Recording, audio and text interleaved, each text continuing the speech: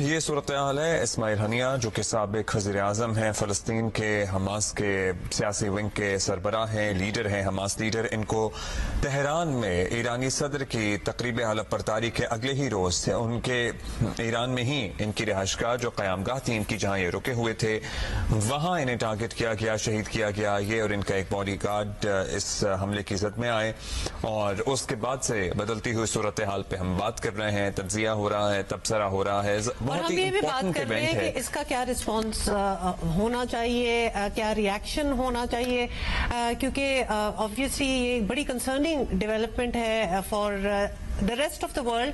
کیونکہ ایک human level پہ بھی دیکھا جائے تو نیچرلی کسی اور کے ملک میں آ کے ایک بڑے امپورٹنٹ ایونٹ پہ اسیسینیٹ کر دینا نیچرلی یہ کنسرننگ بات ہے سارے مسلم ممالک کے لیے. بیکاز ابھی یہ تو واٹ نیکسٹ، اور خاص طور پہ جہاں اسرائیل انوالوڈ ہوتا ہے، اور جس طرح اسرائیل وداؤٹ اینی، آپ سوچ لیں کہ ایک تقاضے ہوتے ہیں تعلقات دو ملکوں کے یا ریجنز کے، وہ بالکل اس کو نگیٹ کرتے ہیں، اور انہوں نے جو کرنا ہوتا ہے اسرائیل نے وہ کرتے ہیں. تو لہٰذا ہم نے کل رات تک بیروت کے سبربز میں بھی دیکھا کہ حملے ہوئے جس میں بہت سی جانیں گئیں. اس کے کچھ گھنٹے بعد 74 افراد زخمی ہوئے اس حملے میں. جی بالکل، اور اس کے بعد یہ اسیسینیشن ایک سکسیسفل اسیسینیشن اٹیمپٹ بھی ہم نہیں اس کو کہہ سکتے، بیکاز جو ٹارگٹ ان کا تھا وہ انہوں نے ٹارگٹ اچیو کیا.